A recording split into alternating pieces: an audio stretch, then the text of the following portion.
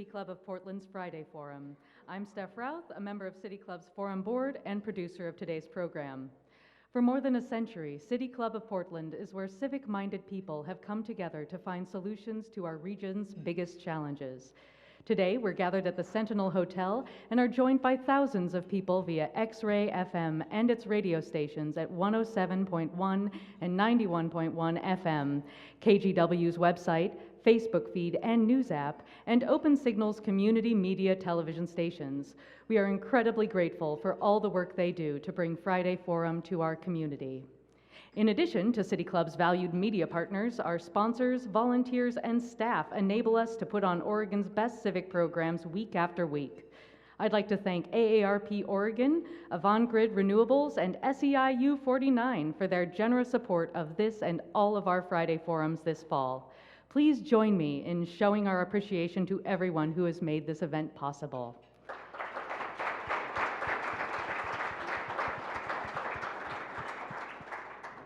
All right, social studies teachers aren't usually deal makers, although many students try to bargain for better grades anyway.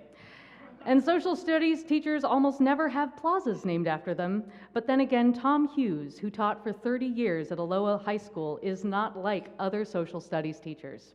A former mayor of Hillsborough and the outgoing president of Metro, Tom Hughes has played an instrumental role in major economic development and public infrastructure projects, all of which have helped shape our region in significant ways.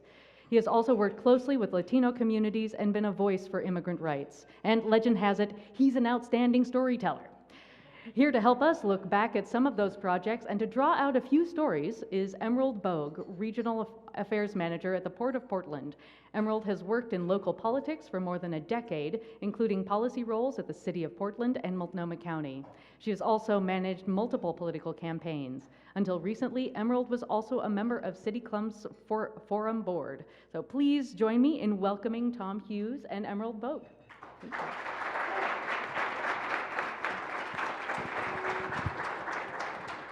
Well, hello everyone, and hello President Hughes. Thank you for being here. Thank you, Emerald. Thank you for having me. Thank you, City Club, for having me in. I'm not going to start this exit interview in a typical way of asking you, why are you leaving? Because Metro has term limits, and we know the answer to that question. So I'm going to ask you why you showed up in the first place and why you showed up into politics at all. Yeah, you know, it's funny.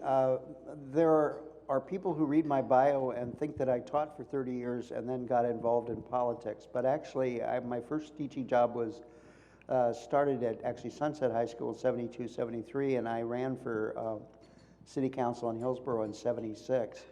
So the careers were basically parallel to each other, and they intermeshed. It was very helpful to be able to bring stories from the road into my classes and make particularly state and local government more lively when I talk to my social studies classes, and also the stuff that you learn teaching and the stuff you learn in preparing to be a social studies teacher helps in public office. I had a friend out in Hillsborough who thought the government was going in the wrong direction. He was on the city council, and he said if I got elected, then the two of us could do more than he could alone. So I filed for office in June, and in July he moved out of town. And so I ran against an incumbent who, when I finally started going to city council meetings, proved to be the most competent city councilor on the whole council. But I knocked on doors and got elected in 76, served until 1980, and by 1980 I had gotten involved in the League of Oregon Cities and really was fascinated with city government, how that functioned. So I took a job with the city, with the League of Oregon Cities, left direct city government, went to work for the city agency, and then I decided I'd run for the legislature. So I came back to teaching because it was easier to run for office from teaching, and lost in the primary, thanks be to God. Because then I didn't have to run in through the general election. I've often looked back and thought that I was probably not as well suited for the legislature as other jobs. The mayor of Hillsborough then came to me and asked me if I'd be on the planning commission, and so I served on the planning commission for about 15 years. And then ran for mayor because I really kind of always wanted to be mayor. And Fair enough.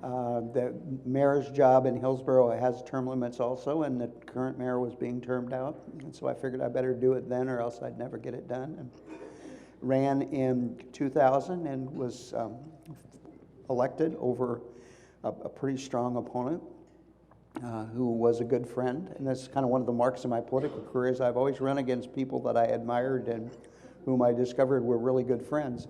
And so the result of that is we've always run pretty upscale campaigns. I mean, there's never been any of the kind of stuff you see in political campaigns a lot of the time. Maybe one salacious Willamette Week cover, but that's it. Yeah, that actually was not prompted by my opponent, and there is an argument that it did me more good than it did him. So, I won't try to recreate that in your mind. If the viewers or listeners have not seen that, I wouldn't advise you to go back and look for it. So I took a couple years off after being mayor, and folks out in Hillsborough began to tell me that they wanted me to run for Metro president. And enough of them said that I thought, well, maybe it was worth taking a shot at. Fortunately, at the time, I was working for Tonkin Torp, and they had a really good government relations staff who helped me pull together a campaign and ran a really good campaign. Stacy Dykes was my campaign manager. Is just an awesome campaign manager, and we're successful. Over Rex Burkhalter, who was a sitting councilor, and Bob Stacy, who has just been the executive director of Thousand Friends.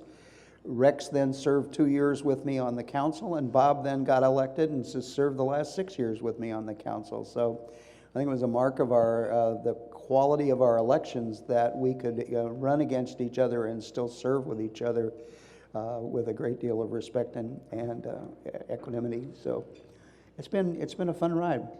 There's a lot of microclimates in local government, Hillsborough being its own and maybe Metro being its own. So why Metro?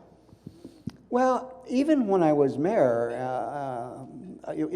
the tradition in Hillsborough, among other places, is pretty strong to be anti-metro. But I never really saw the wisdom of that. It seemed to me that there were a lot of issues that were better addressed at a regional level. And the difficulty that I had, and quite frankly, as when I was mayor, the city of Hillsborough sued Metro twice and went down and duked it out in the legislature with them on another occasion. So we were not the nicest partners in the mix, but underneath all of that, I really believe that the mission of Metro was valid, and that my question was that I wanted to be sure that they left enough room for what the local governments had to do, and not give us directives that tied our hands in terms of being able to administer the rules that I think we all were committed to and all believed in. I don't think there's more than a handful of 2040, which is the master plan for Metro, 2040 plan people in the region in local government. But we just felt at the local level that it was our business to make sure that we played the role we needed to play in making that happen. And I wanted to carry that to Metro. Question you might get sometimes. Yeah. What is Metro? What does Metro do? Yeah, one of the stories that I'm fond of telling is a guy that I ran into out in East Portland one day who kind of sized me up. He said, "Didn't you used to be mayor of Hillsborough?" And I said, "Yeah." And he said, "Well, you did a really good job of mayor." And I said, "Well, thank you very much." He said, "Whatever happened to you?" So we are kind of that invisible government. We do, land use planning and transportation planning are probably the two things that we do that causes most of us to want to run for Metro. I mean, those are the places where the local governments in Metro have connection and kind of the friction. So we do, the 2040 plan is a master land use plan for the region, the regional transportation plan, which we just adopted yesterday is the regional transportation plan, and all of the local plans sort of fit under that. So those are really two key issues. On Thursday of next week, we will be voting, I think, on the final recommendation for the urban growth boundary expansion or not expansion. And those are two important things we do. What a lot of people are not aware of is we also make sure that the solid waste gets collected and taken to a place where it can be disposed of, and that's a big deal. And we also run venues. So we have the Expo Center, which was our original. We were gifted that by a gracious Multnomah County, who said, "This is losing money. Why don't you take it?" And we also have the convention center, which Mayor Clark decided needed to get built, and decided that as long as we had Expo Center, we might as well run a convention center too, which has put us really in the center of the whole tourist industry debate in Portland, and discussion about how to promote the tourist industry in Portland. Because as some of you may know, there is not a flock of people coming to Portland from about November to May because, well, we got a bad reputation about the weather. And so coming for a convention is a good way to bring them here. And the convention center has played that role, and of course building the convention center hotel was an important stride forward in that. So we've been involved in that. We also, and again, because Metro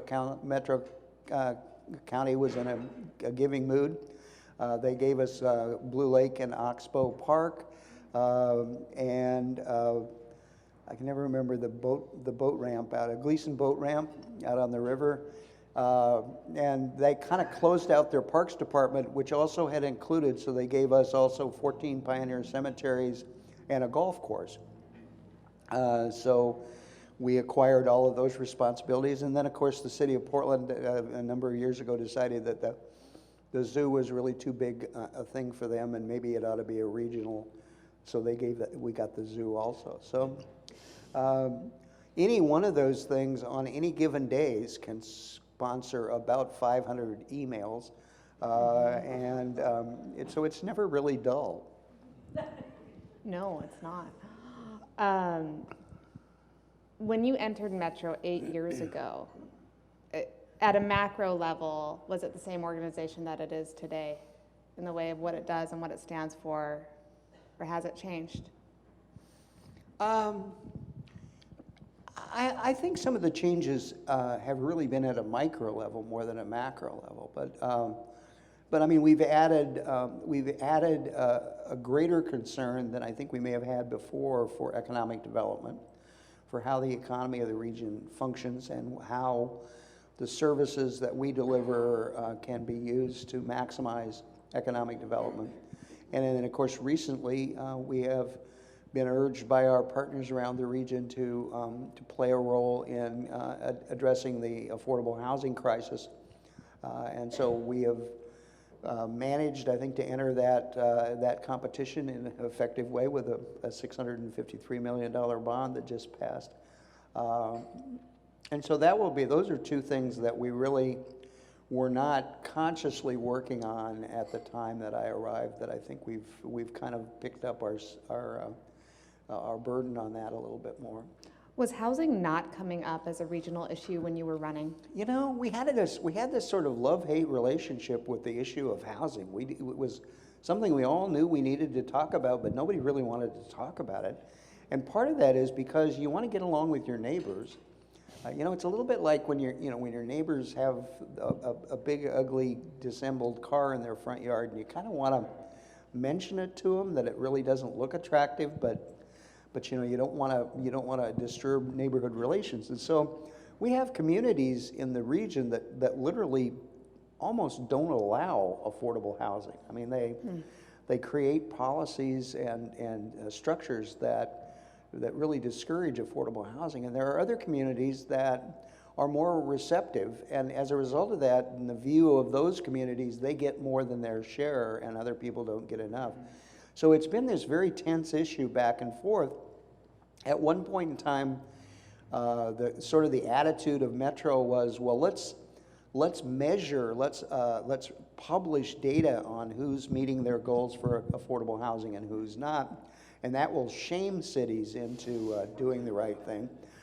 Yeah, and when that didn't work, it just got to be a thing where every year we were publishing these statistics that showed that we were falling behind and nobody was doing anything about it.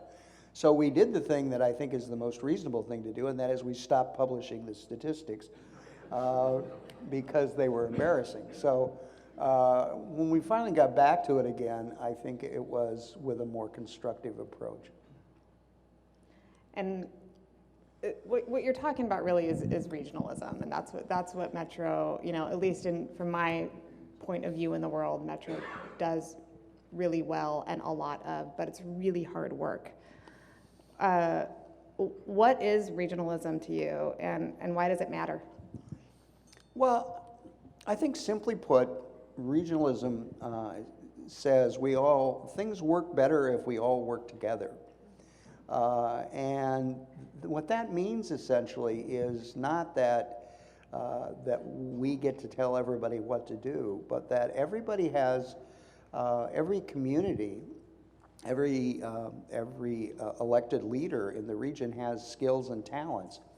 And it's a question of how do we maximize those skills and talents in a way that benefits the whole region. And in some cases, it's working on your own issues at home. Some cases, it's working on bigger issues that affect the whole region.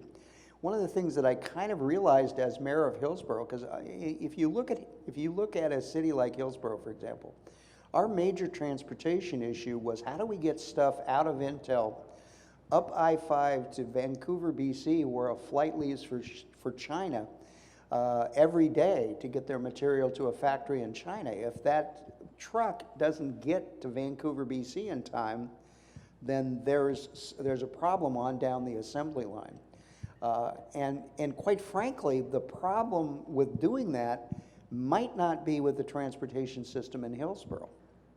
It might be that there's a choke point at I-84 and I-5 at the Rose Quarter, for example, that's holding that traffic up.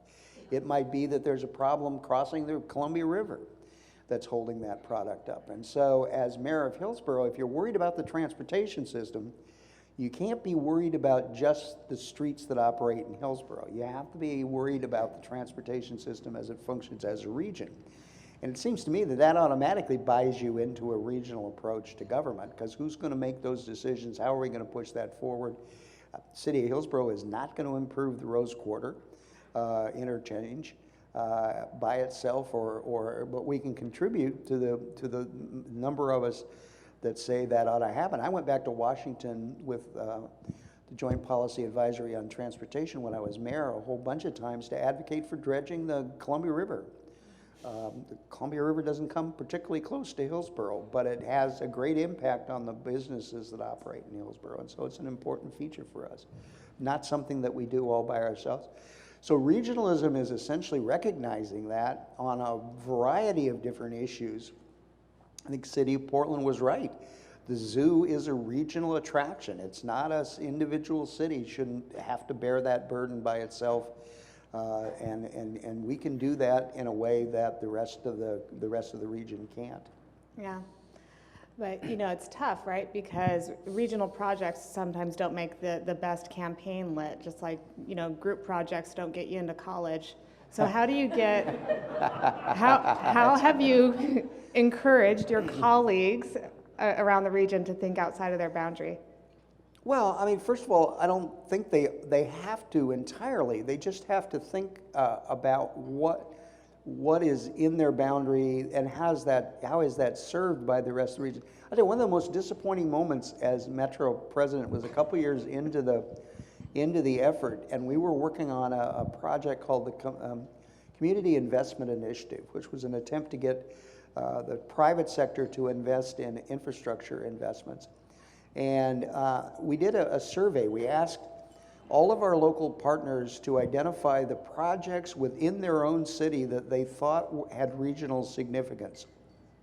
And we got about 300 projects from them. And then the second question, which I insisted that they put on the survey actually, was tell us a project in another jurisdiction that you think is regionally significant. And literally, we got 0 projects. Nobody was willing to identify a project in another community that they thought was valuable. And I think if you sat down with each of those people individually and said, okay, come on now, that they would have fessed up to the fact that there was stuff that needed to happen someplace else. They didn't want to go on record as saying that for fear that it would push their project further back or push that project further up. And you got to get out of that mentality. And I think we're actually, the process of going through the RTP this time, which involved a lot of RTP? The Regional Transportation Plan. Thanks. Thanks for the heads up. We had a bunch of people sitting around tables talking about things and group decisions that proposed that. The whole Climate Smart Communities project that the legislature gave us to reduce carbon emissions from automobiles and small trucks by 20% over the next 25 years.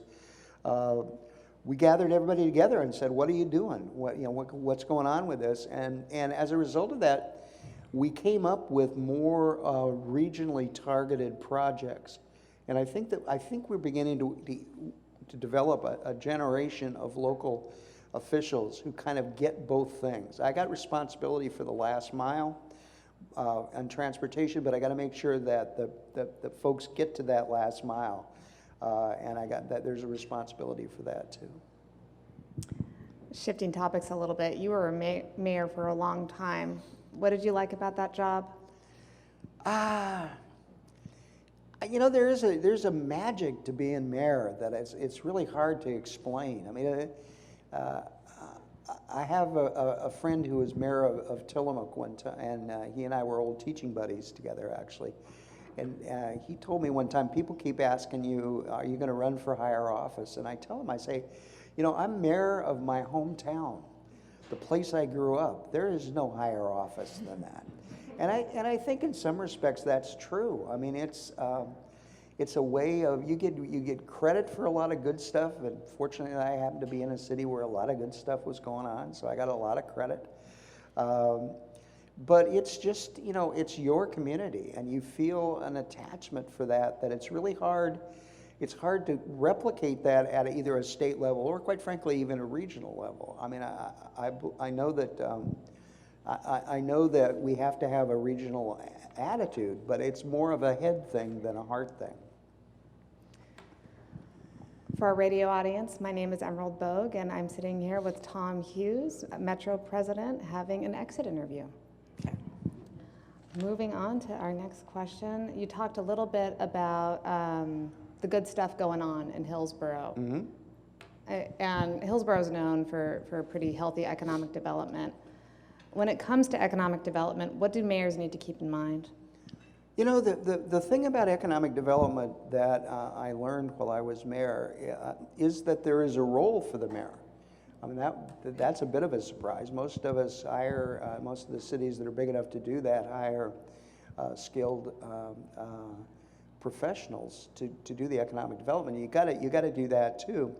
I did a site visit one time with a couple of people who were going to build a solar factory, and they were looking at a site in Hillsborough, and they called me at home and said, could you possibly come to this site visit, because the regular people were not available. And so I showed up just almost on a whim, and had a conversation with them, and we chatted, and it turned out I had met them at another event. My daughter, 3 months later, ran into these same guys back in Washington, D.C., and they were telling her about how exciting it was going to Hillsborough. They said the mayor was there, and he had all the facts and all the data, and he had charts, and he had... Well, I didn't have any of that. I just showed up, and my staff brought all of that along. So what was your role? So my role was being there. I mean, by being there, it was really funny how that elevated what my staff did. And I hate to say this because of my current position, but our competition a little bit was with Gresham.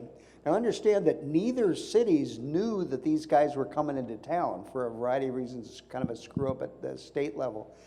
But so we got a last minute rush, can you make it to this site visit? And there was nobody in the office on that day, so they went with me.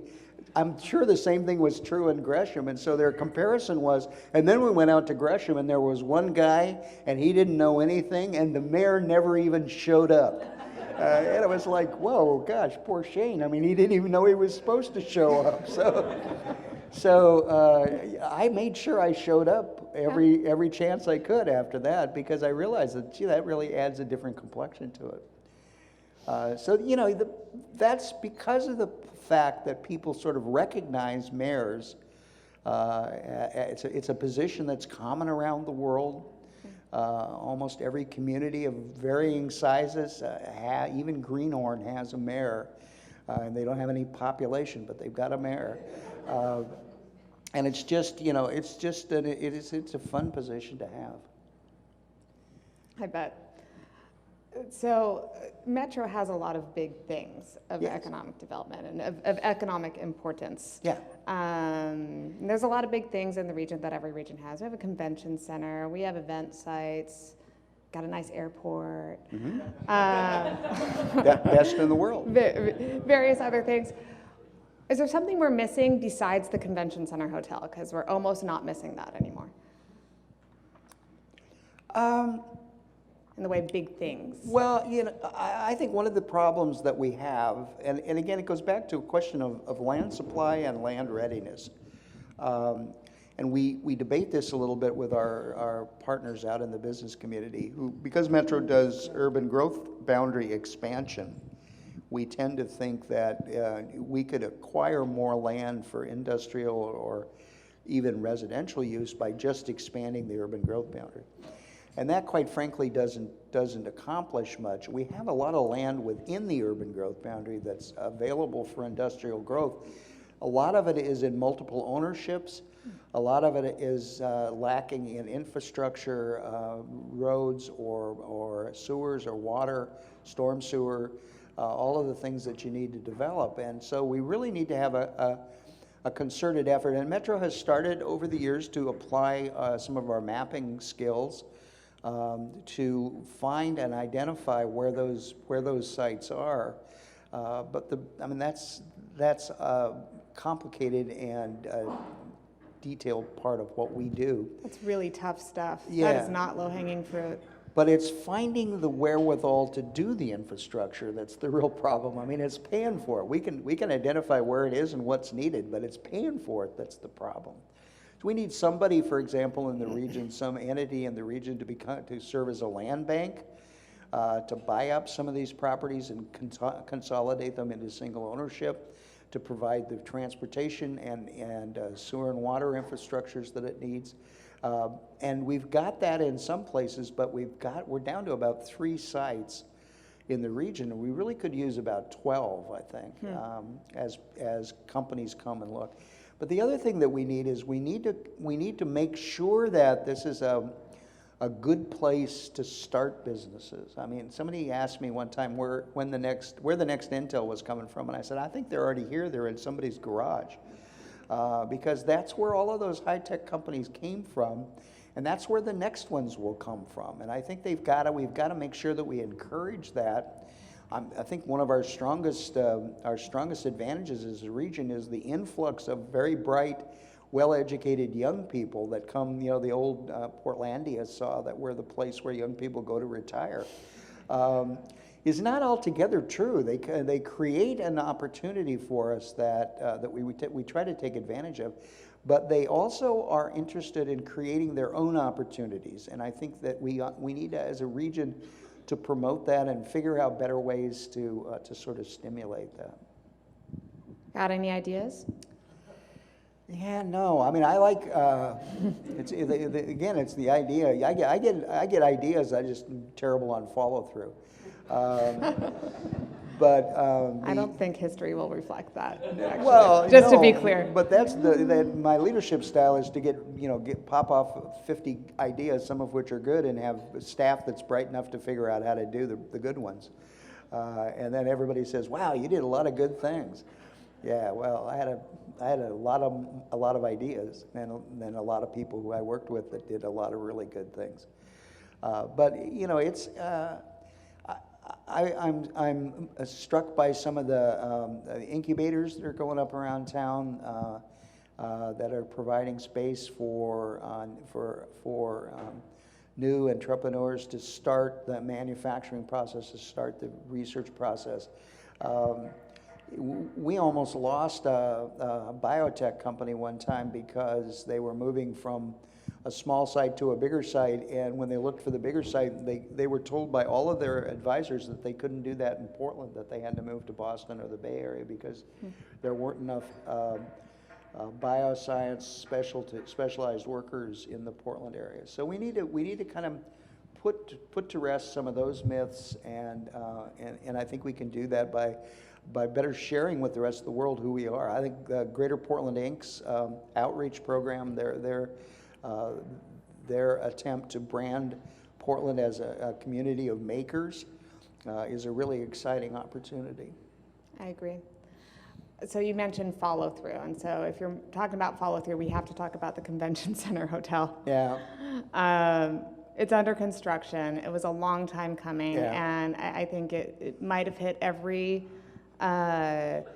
political bump in the road, maze, obstacle you can imagine, and it's still happening. And that's largely because you pushed really hard. Why did you believe so much in the project, and what's your hope for it going forward? Well,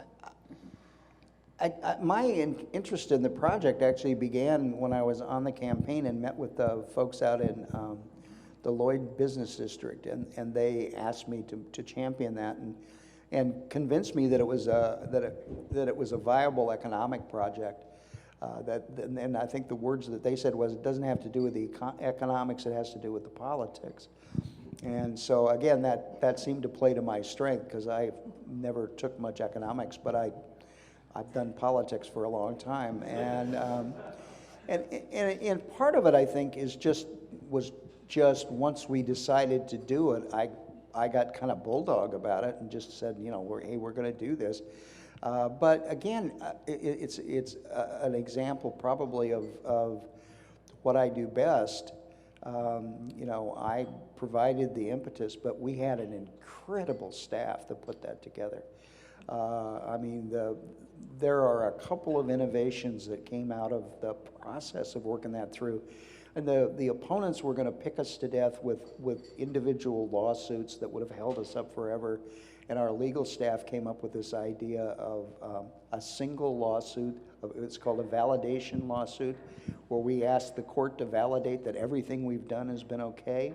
So they have to bring all of their complaints to a single lawsuit at one time, and when we won that, we were through with the legal process. So that was really brilliant. The whole financing package was a much more stable package than had ever been provided before. So it was a much, much better project when it finally got pushed forward. The political stuff was more working with my colleagues on the Multnomah County Commission and Portland City Council to make sure that everybody was okay with where we were going and that the politics of it were going to play out. The passion that I had for it was that I see it as a great job creator.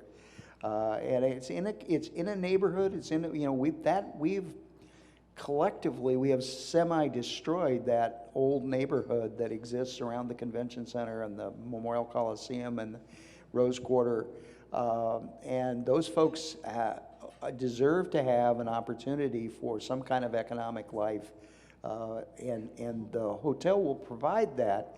A lot of people tend to denigrate travel industry jobs, but they're good starting jobs and they're low threshold.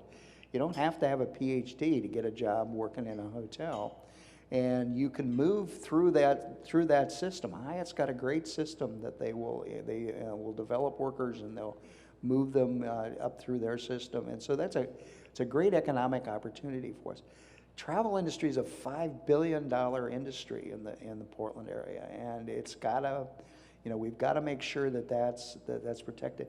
Going forward, we've started booking the hotel, and the bookings are already way ahead of what we thought they'd be.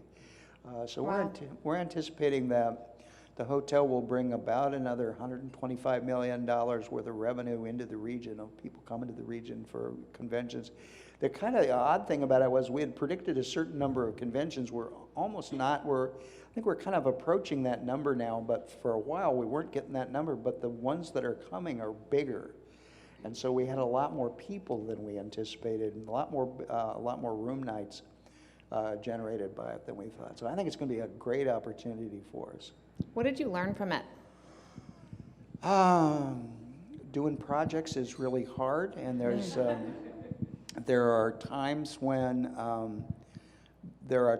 when we in government put barriers in front of the building community that maybe are less necessary than they ought to be in terms of how much detail do we want to do in design review, and how much detail do we want to go through. And I think one of the things that I sort of knew, but I really had put in front of me on this hotel project was we were looking at a potential delay getting through Portland's process of maybe up to a year, and every month was an $800,000 increase in the cost of construction, and we were about $3 to $5 million away from Hyatt saying that's too expensive for us. So you could really see, wow, I mean, if it takes us a year, this project is toast. And so we had to push a little harder and get some support. We got great support out of the mayor and out of Commissioner Saltzman's office to push that through. So there's a lot of people who deserve credit for this, and I think the one who will be probably missed most often as we thank people, and I want to never miss him, is Sam Adams. Because this project was still alive, barely, when I got here, because Sam put it on life supports. And if he hadn't done that, there would be no project for me to pick up. And so he deserves a great deal of credit for his early wisdom in making sure this was available. You've talked a lot about being a champion for things that matter to you, and you've talked a lot about hiring good people and getting out of their way. What does it mean to be a political champion in that context? What's that work? Well, I think part of what you have to do, I mean, part of the structure of the way we've structured local government in particular, is that it's the political leaders' side to take the political heat. I mean, the idea is that we get the nasty emails, and the staff can go about their work and not be burdened with them. Now, unfortunately, staff oftentimes decides they're going to screen all of those emails off and absorb them themselves, but that's kind of what good staff does too, I suppose. But the reality is that our job is to provide the inspiration, to provide the ideas, the big ideas, and let the staff fill in the details and do the work that they do best. And again, it's up to us. When we get to a thing where the thing that needs to happen now is that we need to pass a levy to manage and maintain all of our open spaces, and oh, by the way, which Mr. Desmond, who was our Parks and Rec director at the time, did not tell me at the time we started this, had never been done anywhere in the United States before. Small detail. Small detail. But what that meant was that we had to put our political capital at risk by calling up all of our friends and all of our donors and saying, will you give money to this campaign? So in part, I mean, I would have to say that in this job in particular, my most political involvement has been over the telephone talking to people raising money, because we've passed 2 open spaces levies and now the housing bond, and that's been a tough lift. And it's not something the staff can do. It's something that the electeds have to do. Metro has also very deliberately moved into leading with a racial equity lens. Can you say a little bit about why you made that decision and what it means? Yeah, I think the thing about equity is that equity and diversity both is that it means a whole bunch of different things unless you parse it down. And so the question was, what does equity mean? And as we sort of studied that issue, we discovered that, I mean, you can talk about economic equity, you can talk about social equity, you can talk about geographical equity, But what it all comes down to is all of those things have a strong racial involvement. And so if you deal with racial equity, you actually help accomplish the other things that you wanted to accomplish. And so I think that was why we decided that racial equity was the important thing to focus on. That will help produce. I mean, when you look at a region where we have as great a gap in terms of education accomplishment that is directly tied to race, it's just hard not to say, look, there's a whole economic and social component to the whole racial equity thing that we maybe had not talked about before. Part of it is it's easier to talk about economic diversity and economic issues than it is racial issues. We don't talk about race very much in this country, very well. And I think that's beginning to end, and I think that's the other reason why a racial equity lens is important, because people like you keep asking people like me questions about it, and then we have to talk about it. Good. That's a point. That's great. Do you have a proudest accomplishment? I think there's a bunch of things that I'm really proud of. The hotel, obviously, is perhaps the most obvious. There's stuff we build out in Hillsborough that I'm proud of. So there's structures around that probably wouldn't have been there if I hadn't pushed on them a little bit. I'm really proud of what we've done working with our local partners in terms of trying to make sense of the whole land use structure and how we do that. Mm-hmm. And I think I've been very pleased with the way this urban growth report process has gone this time. And part of that was because we designed a structure that really makes more sense. I mean, it gets us a better product. It actually begins to focus on, rather than just land, it focuses on productive land. How do we produce housing? Mm-hmm. And it isn't just by bringing in land. We brought in 19,000 acres out around Damascus that's almost never developed. And so it takes a lot of different things. And the people who are best able to push that forward are the cities. So making sure that it started with a city coming to us saying, we'd like to do this, and then doing a concept plan around it was really has proven a very good process. And it has taken a lot of the emotional angst out of the process. Excellent. For our broadcast audience, my name is Emerald Bogue, and I am chatting with Metro President Tom Hughes and doing an exit interview. We're going to move now to audience questions. We have a microphone right up here.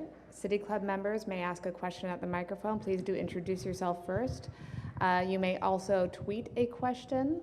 And if you have a notepad in front of you or a note card, you could write a question there and hold your card up high so that City Club staff can come and see it. Please introduce yourself and keep your question to 30 seconds. Hi, Chris Smith, City Club member. Tom, I had the pleasure of serving with you on MPAC for a couple of years. MPAC and probably to a greater degree JPAC are the institutions where local elected officials mix with the metro elected officials and try and get some harmony in policy.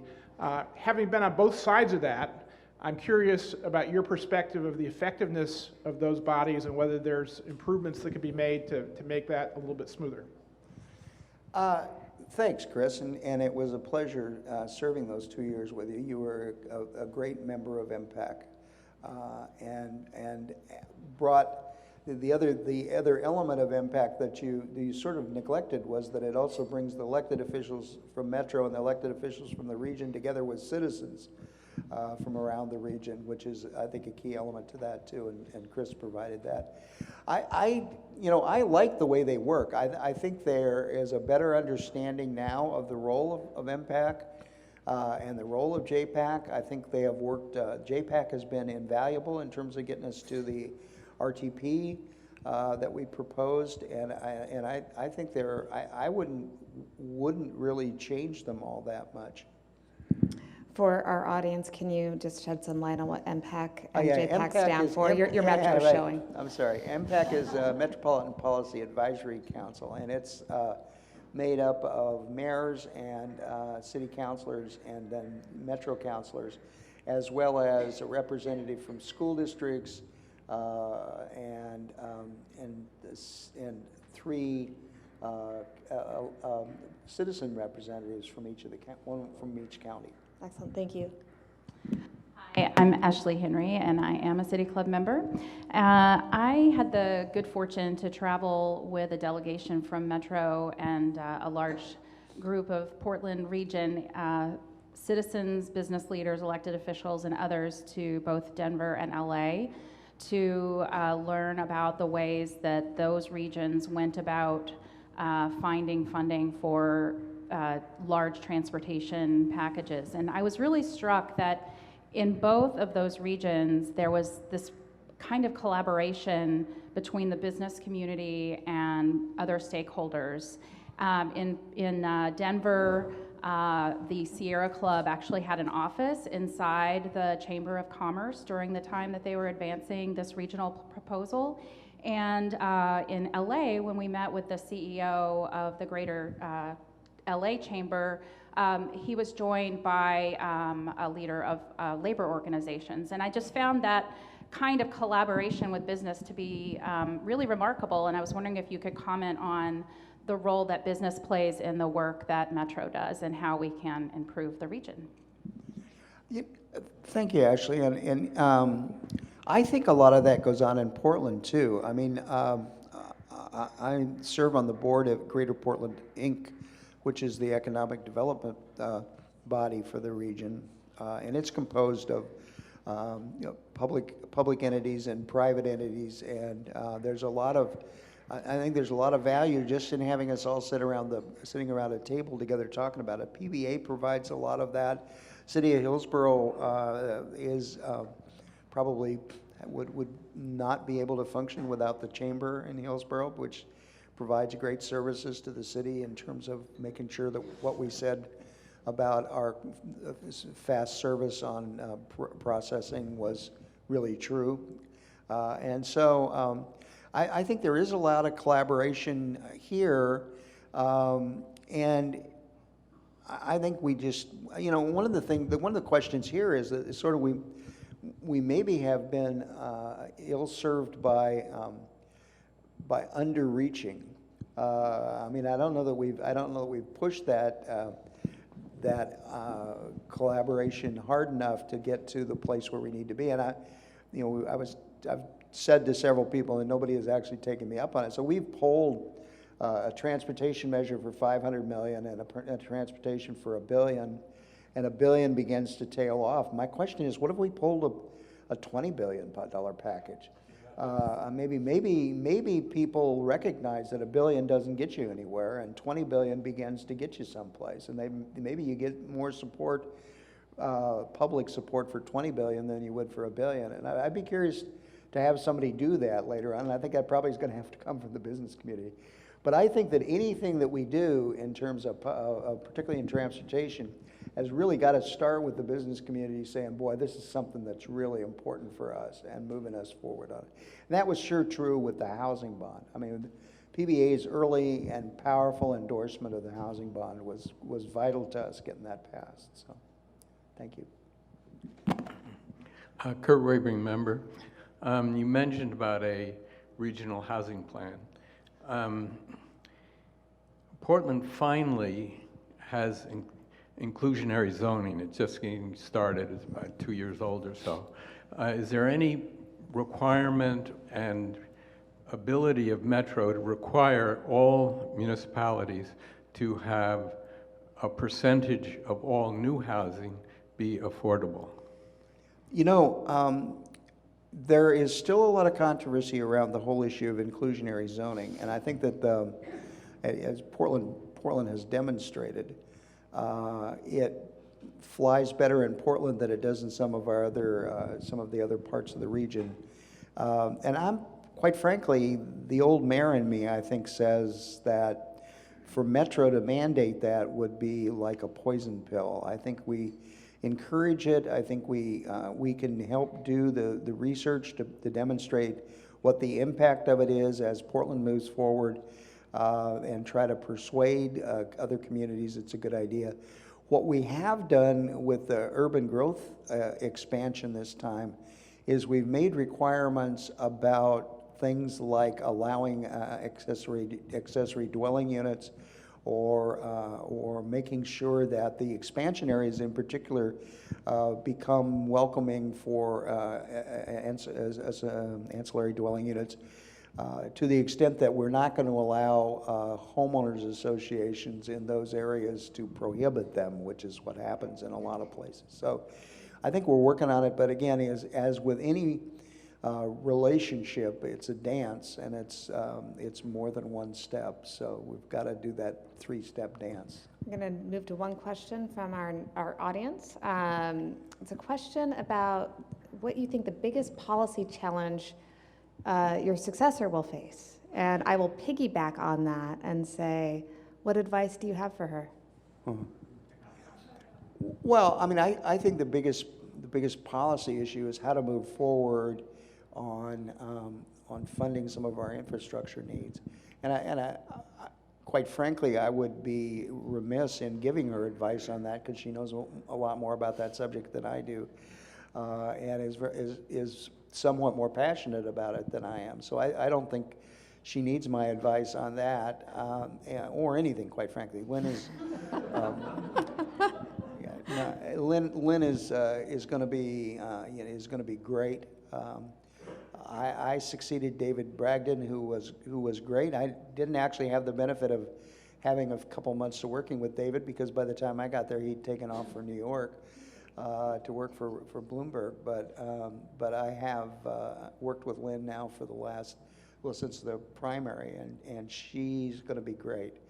And again, the only advice that I give every newly elected person is understand that no matter how much you've looked at it, no matter how much you think you understand it, being in office, being in that particular office, is different than you can imagine it.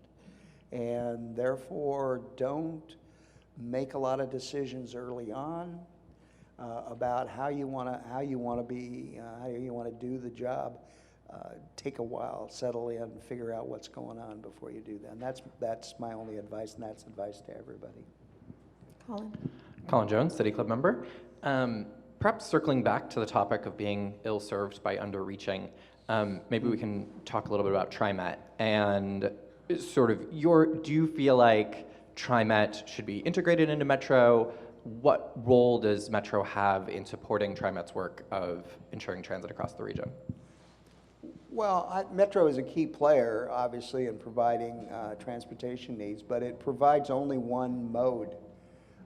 And I think it would be a mistake and many people are not aware of the fact that Metro Charter allows us to take control of TriMet by simply a vote of the council, and we have never voted to do that. And I think part of it is that we have to provide a multimodal transportation system for the region, and for us to operate a single mode of that, I think would give it, would tip the scales in that direction. And I just think that TriMet is better functioning on its own. Now, whether the board ought to function, I mean, the board ought to be appointed by the governor or another mechanism, that may be up for some debate, but I would hesitate for ever to merge Metro with TriMet. Given that, I think that was our last question, actually, because we're about out of time, but I want to give you the last word, President Hughes. That's scary. Well, I really appreciate everybody coming today. I appreciate City Club for giving me this opportunity.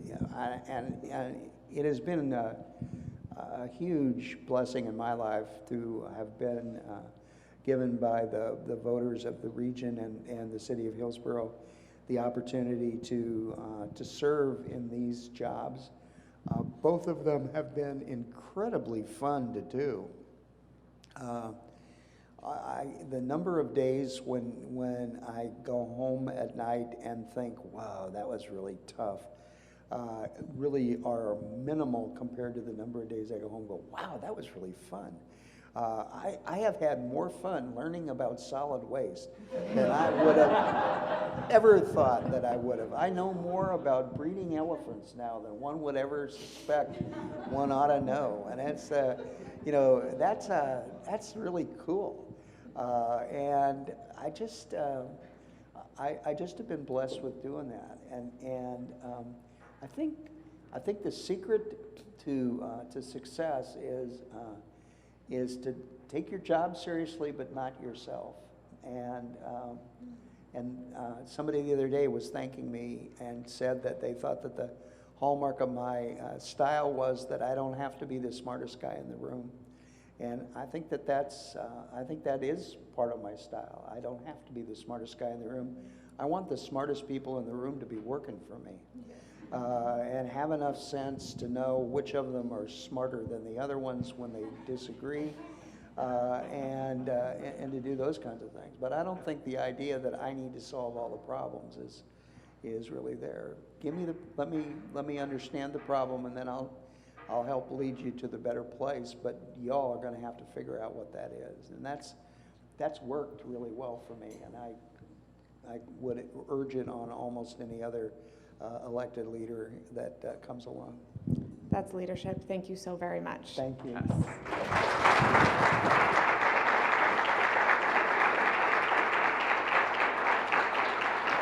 Please join me in thanking Steph Routh for producing today's program, Emerald for moderating, and Tom Hughes for sharing his insights from more than 40 years of service to the region. Thank you so much. We are adjourned.